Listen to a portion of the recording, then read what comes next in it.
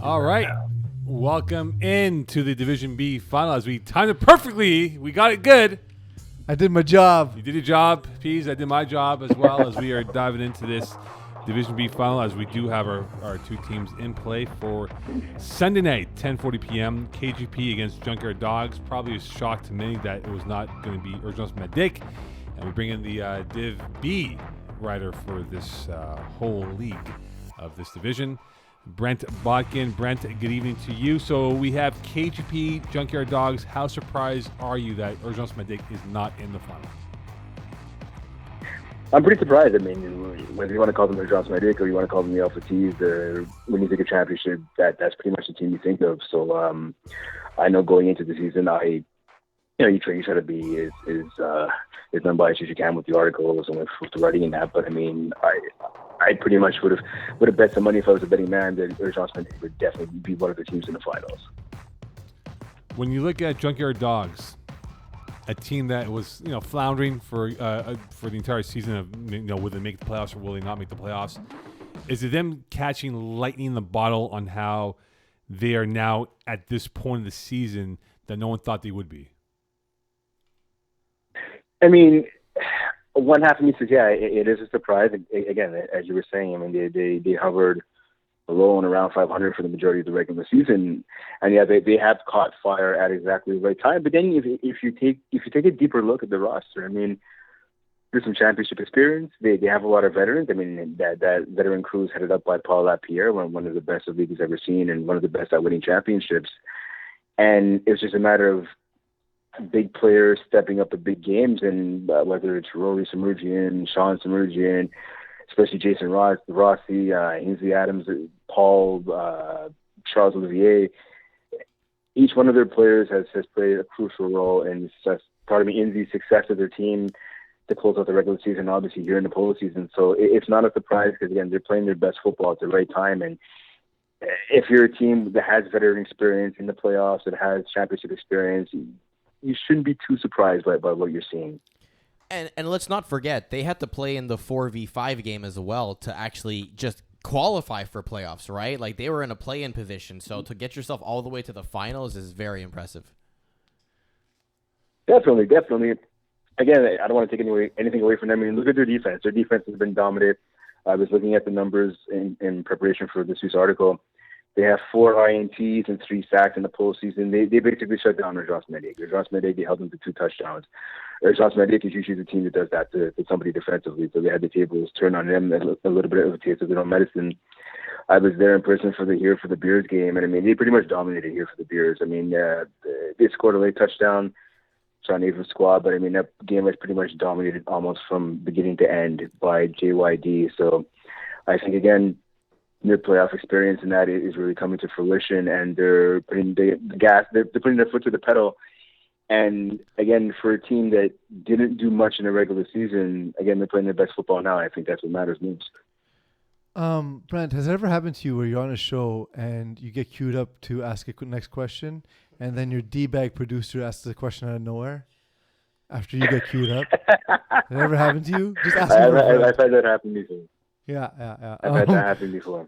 So, Brent, I always undervalue how good Phil Cutler is. I keep thinking KGP is done, and then I keep looking, and they keep surviving. I've done it again. Why am I always wrong about KGP and Phil Cutler? I've been in the same boat plenty of times with you. I've doubted KGP. I've doubted Phil Cutler. I think he's one of those guys that he either wows you or underwhelms you when you watch him play. When he wows you, he looks really, really good. I mean, you go back to the playoff game against Get Off RT, he had 1 incompletion. 15 and 16. And on top of that, like, he also is better on Converse than Rosenblatt in that spot. And then that team with Rosenblatt at quarterback, Breezebois, Jadaridi, John Laristis. Yeah, exactly. Yeah. It's a really good team that they went up and beat. Yeah, that's it. They didn't beat a bunch of scrubs. You know what I mean? Like, they didn't beat like a BYOB, no offense, but they didn't beat like a BYOB team. They beat a serious team who was like a serious contender for a championship. And I mean, the dude threw 5 TDs. You go back to the end of the regular season, they played the All-Stars, right? Division One team. He went head-to-head with Kevin Wyeth. He had 3 incompletions the whole game. They won 46-45. I mean, like, it doesn't get better than that. And that's the thing. I remember in the 2019 summer season, I dealt with those guys throughout the entire playoffs. I remember talking to them. They played the Mercenaries that year. I'll never forget this. They played the Mercenaries. They knocked out the Mercenaries, who I picked to win the championship heading into that finals. And I remember Gabe D'Amico, Matt was talking to me, even Cutler as well. And they're like, oh, you've been doubting us. You've been giving us the motivation. And I think for a team like KGP, they feed off the doubts. They feed off the haters and the people that think you don't look like much, because you might come to one game and they look like hot garbage, KGP. Yeah. But then you come to another game and then another, and they put it all together. And when they put it all together, they're unstoppable. Look at their offense the last couple of weeks. They've been on fire. So KGP's won 5 out of the last 6, Brent. Who's the one player from the receiving corps that could really be a threat towards their opponent, the Junkyard Dogs? I mean, obviously, you want to go to the main guys, Gabe D'Amico, Mazza. He's like a two-way threat, really, but as a receiver, he's great. Quasi, Gordon Mall, he's a good player. You can go up and down their lineup. There's Jonathan Garfinkel, James Aker. They have a lot of weapons. I mean, usually it's Gordon Mall and D'Amico Mazza that they get most of the headlines, and rightfully so. They're game breakers. But if I have to pick, I'll go with I guess Gordon Mall is the one guy that JYD really, really needs to step up and shut down, or at least contain. So, in their win against Rizon-Spintek, Junkyard Dogs forced 2 interceptions of Jesse Dupuis, uncharacteristic. I think they're going to need some defensive stops to beat the fast-paced KGP offense.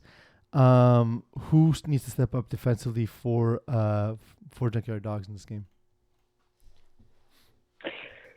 I mean, I want to say Charles Olivier Laving, and he's been stepping up. I was at that game against here for the Bears. He pretty much almost knocked them off all by himself. He was that great. His numbers don't necessarily wow you, but offensively he's great, and defensively he's capable of shutting guys down. He has the length, he has the speed, and he has the smarts. So I'm going to probably go with him, and also give a mention to Hinsley Adams. I think if he could really get in there with the rush, he may not get a lot of sacks on cover, but if he could at least force Cutler to get rid of the ball early, or so off his back foot, so on and so forth, get rid of the ball before he's ready to, that could play a huge difference and so on. And he has the speed to do that.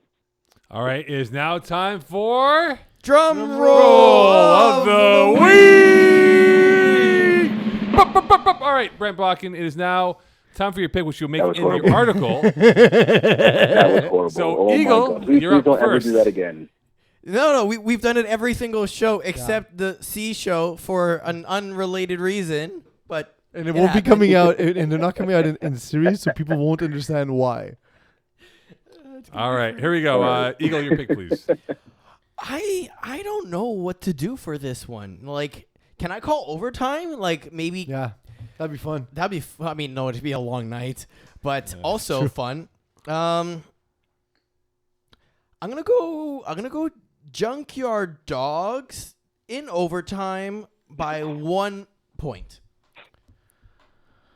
I don't know what the final score is gonna be though, but something like that. I'm gonna go KGP in overtime, just because again, if it comes down to sort of red zone execution, give me Phil Cutler, and I think it's gonna be KGP by 2. They go for 2 and they win it. KGP will win this game, and they will win this by a score of 40-26.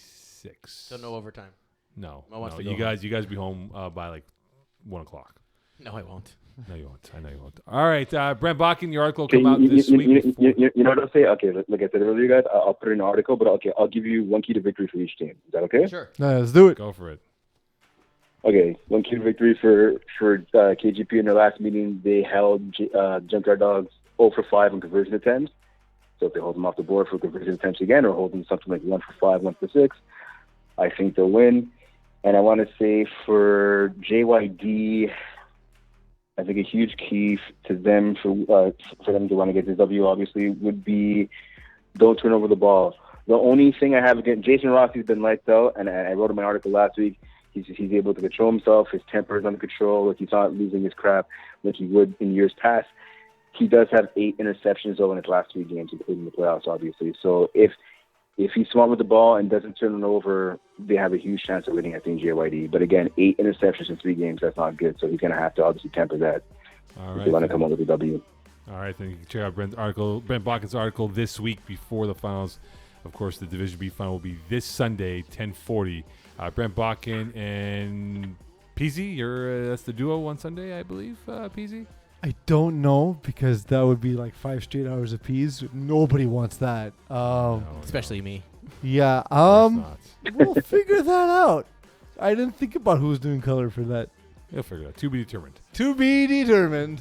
By the time this comes out, you'll know who it is. All right, Brent, thank you so much. And Division B final this Sunday, KGP Junkyard Dogs in Lachine at the Old Barn, 10:40 p.m. kickoff on Sunday Night Football. Best luck to both teams.